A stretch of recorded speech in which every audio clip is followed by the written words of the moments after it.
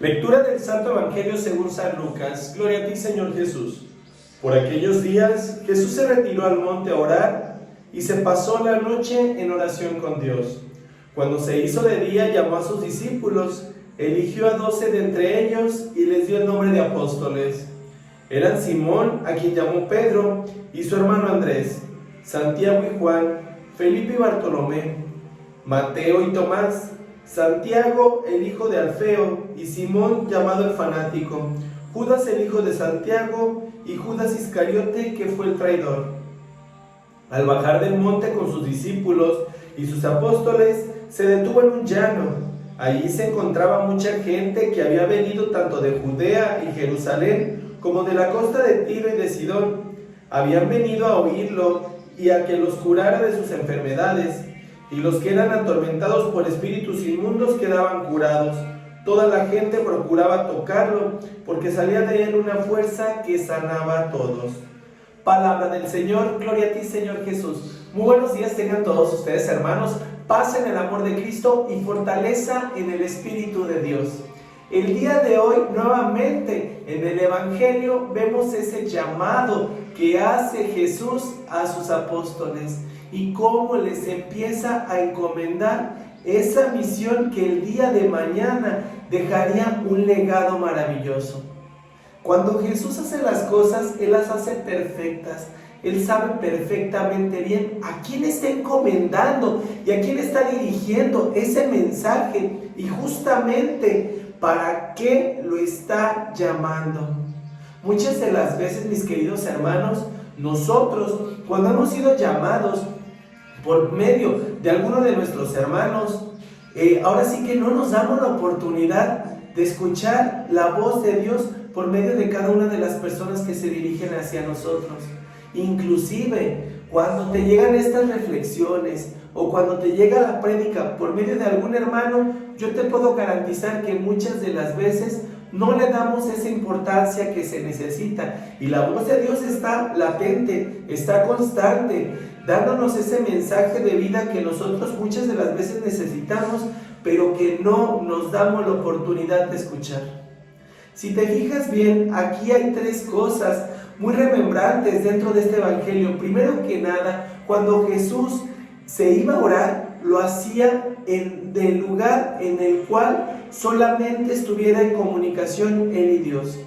Él no era como los fanáticos que se la pasaban, ahora sí que alabando a Dios ahí afuera del templo, afuera de la sinagoga o en las plazas, ¿no?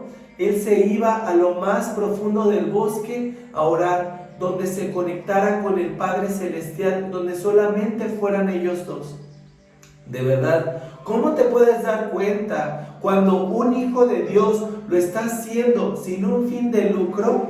En el momento en el cual no te des cuenta que Él está orando, que Él se está conectando, que sus obras abren por sí solas, que realmente es una persona que tenga caridad, que tenga misericordia y que tenga amor por todas aquellas personas que le rodean, pero que no tenga la necesidad de estarse dando golpes de pecho en la plaza y agarrar un micrófono y decir bendito y alabado sea. No lo necesita. Realmente un verdadero hijo de Dios lo hace en lo más profundo, en la intimidad. Y ahí es donde se conecta con Dios. Y sus obras son las que verdaderamente hablan de que Él está escuchando la palabra de Dios y que la está recibiendo y la está poniendo en práctica. Ese es el primer punto y ese es el primer ejemplo que nos enseña Jesús. Orar donde solamente estés en comunicación con Dios, donde estés en comunión con Él. Ahí es el momento en el cual tú te vas a abandonar y le vas a permitir que Él empiece a hacer su obra en ti. El segundo punto, cuando empieza a llamar a cada uno de sus apóstoles.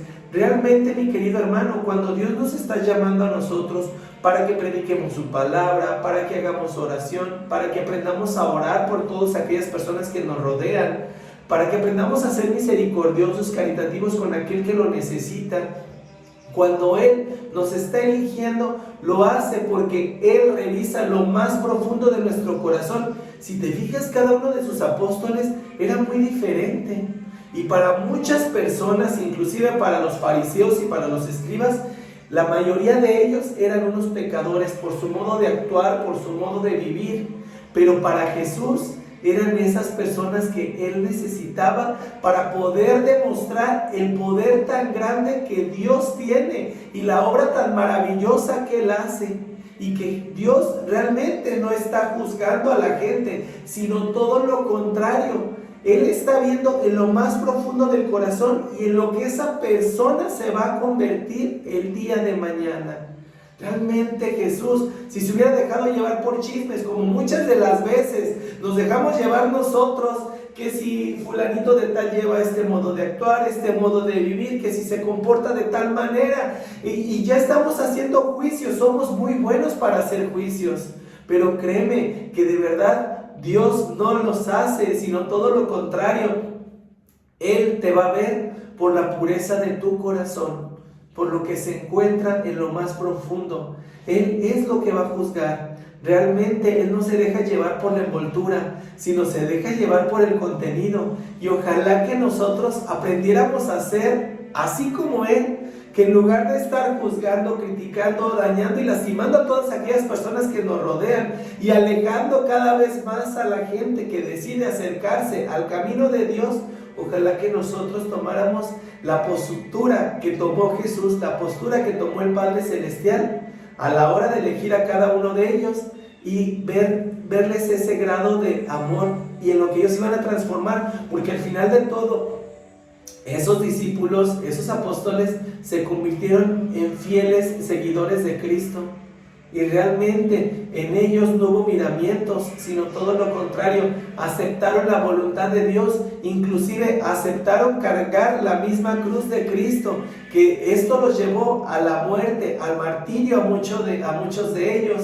Y de verdad, mis queridos hermanos, yo les garantizo que si nosotros estuviéramos en esa misma situación, ahora sí que nos cruzaríamos de brazos o nos esconderíamos o no haríamos nada de lo que realmente hicieron los discípulos en el momento que entró el Espíritu Santo. En ellos entró el miedo por algo cuando murió Cristo, muchos de ellos se ocultaron, pero en el momento que recibieron el Espíritu Santo fueron valientes, fueron constantes, hicieron la obra de Dios y realmente nunca se rindieron hasta el grado de llegar a la muerte. Pues ojalá que nosotros en el momento que recibamos el Espíritu Santo estemos dispuestos a dar nuestra vida por Cristo, a dar nuestra vida por Dios y entregarnos al Evangelio.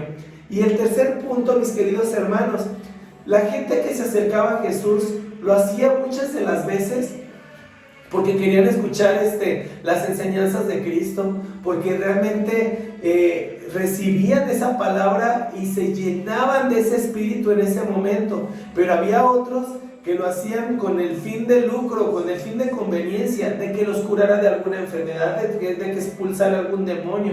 Y de verdad, mis queridos hermanos, muchas de las veces nosotros tomamos esa postura en que nos acercamos a Dios solamente en el momento en el cual lo necesitamos. Pero mientras estamos sanos, mientras estamos bien, ni siquiera nos acordamos de que existe. Ojalá que algún día tomemos la postura de aquellas personas que se acercaban a escucharle, que necesitaban esas palabras de aliento, esas palabras que llegaban hasta lo más profundo de su corazón. Y ojalá que nosotros también tomáramos esa postura de recibirle en lo más profundo, sin conveniencia. No nada más para que Él sea como una varita mágica y que nos convierta en seres santos en ese momento o que nos quite aquella enfermedad, sino simple y sencillamente por el puro placer de poder sentirle, de poder sentir ese espíritu y que empiece a transformar nuestras vidas. Créeme, mi querido hermano, que si nosotros pedimos que la palabra de Dios entre hasta nuestro corazón, de verdad, el Espíritu Santo se encargará de hacer esa transformación física, espiritual y mentalmente. Y te puedo garantizar que va a empezar a hacer grandes cosas si nosotros le permitimos a Dios que empiece a actuar en nuestras vidas, si nosotros nos dejamos llevar por esa gracia y por esa fuerza. Créeme, todo es consecuencia. Si realmente nosotros nos permitimos ser transformados, yo te puedo garantizar que desaparecerá aquella enfermedad, que saldrán aquellos espíritus que no nos permiten trabajar en el camino de Dios. aquellas impurezas que no nos permiten ser los seres cristianos que Cristo necesita. Pero yo te puedo garantizar que todo es consecuencia, solamente es cuestión de permitirle que nos haga obra de sus manos. Y yo te puedo garantizar que te encantará ver en lo que te puedes transformar, mi querido hermano. Solamente permítele que Él haga nuevas todas las cosas, que a partir de este instante habite en ti, more en ti. Y si Él es el centro de tu vida, yo te puedo garantizar, mi querido hermano, que te sorprenderá el cambio. Solamente es cuestión de dejarse llevar por la obra y gracia del Padre Celestial, de Jesús nuestro Maestro, y de ese Espíritu dador de vida, de ese Espíritu que transformará a todas aquellas personas que permitan que su acción more en cada uno de ellos. Y te puedo garantizar, mi querido hermano, que te sorprenderás de todas las maravillas que se hacen en el nombre de Dios. Es algo tan impresionante. Imagínate que tú puedas ser un instrumento de Cristo y que puedas llegar a dar vida a todas aquellas personas que lo necesitan, aquellas personas que necesitan de esa transformación y que reciban ese llamado así como lo recibieron los apóstoles. Qué maravilloso sería, mi querido hermano, que tú seas un instrumento para acercar y no para alejar. Créeme, ahí es donde te puedes topar la diferencia entre un verdadero hijo de Dios y un fanático. Ojalá que tú seas un verdadero hijo de Dios y no seas como aquellos fariseos que solamente buscaban el dar muerte a todas aquellas personas que predicaban el nombre de Dios. Te mando un fuerte abrazo, mi querido hermano. Dios te bendice enormemente. Que el amor de Dios y la paz de Cristo y la fortaleza del Espíritu Santo estén siempre contigo y con tu familia. Paz y bien.